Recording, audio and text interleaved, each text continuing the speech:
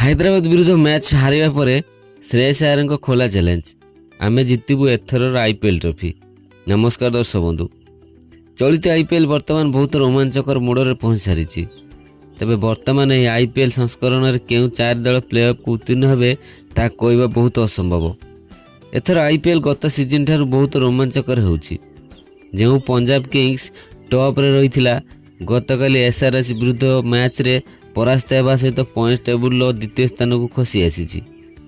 Rajiv Gandhi international ଷ୍ଟାଡିୟମରେ ଖେଳାଯାଇଥିବା ଏହି ମୁକାବିଲାରେ ସନରାଇଜର୍ସ ହାଇଦ୍ରାବାଦ ଗତକାଲି ପଞ୍ଜାବ କିଙ୍ଗସ୍କୁ 33 ରନ୍ ବ୍ୟବଧାନରେ ପରାସ୍ତ କରି ଟେବୁଲ ଟପର ହୋଇଛି। ଏଥିସହିତ ପଞ୍ଜାବ କିଙ୍ଗସ୍ର ପ୍ଲେ ଅଫ୍ ଖେଳିବା ଆଶାକୁ ସଙ୍କଟ ଘରକୁ ଠେଲି ଦେଇଛି।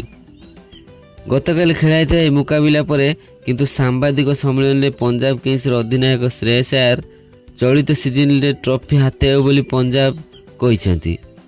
ହଁ ଦର୍ଶକ ବନ୍ଧୁ, ଗତକାଲି ପରାଜୟ ପରେ ପଞ୍ଜାବ ଦଳର ଅଧିନାୟକ ଶ୍ରେୟସ ଆୟର କହିଥିଲେ, ଆଜି ଆମର ବ୍ୟାଡ୍ ଡେ ଥିଲା, ଯାହା ପାଇଁ ଆମେ ଏହି ମ୍ୟାଚ୍ରେ ପରାସ୍ତ ହୋଇଥିଲୁ।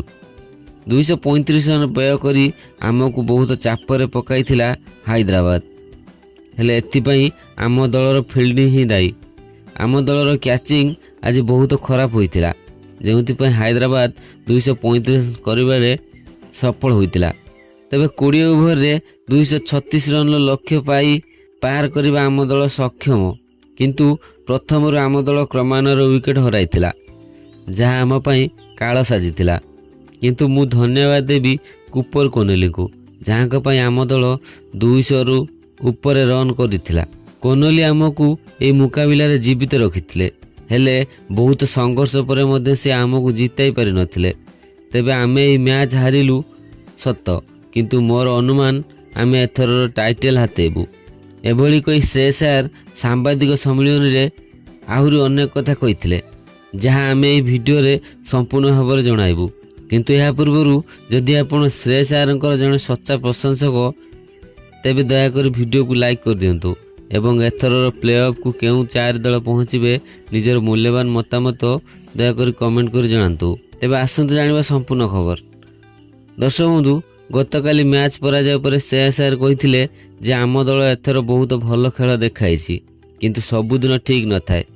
ଯେବେ ଆପଣଙ୍କର ଖରାପ ଦିନ ଥିବ ତ ଆପଣ ଯେତେ ଚେଷ୍ଟା କଲେ ମଧ୍ୟ ସେଦିନ କିଛି ଭଲ ହୋଇନଥାଏ, ଯାହା ଆମକୁ ଗତ 2 ମୁକାବିଲାରେ ଭୋଗିବାକୁ ପଡ଼ିଛି। ଆମେ ଆମର ଗତ 2 ମୁକାବିଲାରେ ପରାସ୍ତ ହେଲୁ, ତେବେ ଆଜିର ମୁକାବିଲା ପରାସ୍ତ ହେବା ଆମକୁ ବହୁତ ଆଘାତ ଦେଇଛି। ଆଜିର ମ୍ୟାଚ୍ରେ ଆମର ଫିଲ୍ଡିଂ ସେତେ ଭଲ ହୋଇନଥିଲା, ଯାହା ଆମକୁ ବହୁତ କଷ୍ଟ ଦେଇଥିଲା। କିନ୍ତୁ ମୁଁ କହି ରଖେ, ଏଥରର ଟାଇଟେଲ୍ ଆମ ଦଳ ହିଁ ଜିତିବ। ଆମ ଦଳର ପ୍ରଶଂସକମାନେ ନିଶ୍ଚିତ ଚିନ୍ତାରେ ଥିବେ, ସେମାନେ ଏସବୁ ଛାଡ଼ି ଦିଅନ୍ତୁ।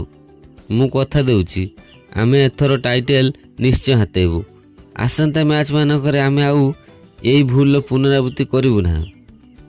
ପୁଣି ଥରେ ଦମଦାର ଖେଳ ଦେଖାଇ ଆମର ବାକି ମ୍ୟାଚ୍ ମାନଙ୍କରେ ବିଜୟୀ ହେବୁ ଏବଂ ଏଥିସହିତ ଟ୍ରଫି ମଧ୍ୟ ହାତେଇବୁ। ପ୍ଲେ ଅଫ୍କୁ ଯେଉଁ ଦଳ ଆସୁଛି ଆସୁ, ଆମର ଭୟ ନାହିଁ। ବିଗତ 2 ମ୍ୟାଚ୍ ଆମ ଦଳ ହାରିଛି ସତ, କିନ୍ତୁ ଆମ ଦଳର ପ୍ରଦର୍ଶନ ସେତେ ଖରାପ ହୋଇନାହିଁ। ଆମ ଦଳର ବିଗତ 2 ମ୍ୟାଚ୍ରେ ଓପନିଂ ଫେଲ୍ ହୋଇଥିଲା, ଯାହା ପାଇଁ ଆମେ ପରାଜିତ ହୋଇଥିଲୁ। କିନ୍ତୁ ଆସନ୍ତା ମ୍ୟାଚ୍ରେ ତାହା ହେବ ନାହିଁ। ପୁଣି ଥରେ ଆମେ ଆମର ପୁରୁଣା ଖେଳ ଦେଖାଇ ମ୍ୟାଚ୍କୁ ଜିତିବା ପାଇଁ ଚେଷ୍ଟା କରିବୁ ଏବଂ 2026 IPL ଟ୍ରଫି ହାତେଇବୁ। ତେବେ ଦର୍ଶକ ବନ୍ଧୁ, ଶ୍ରେୟସ ଆୟରଙ୍କ କହିବା ଅନୁସାରେ କ'ଣ ପଞ୍ଜାବ ଏଥରର ଟାଇଟେଲ୍ ହାତେଇବ?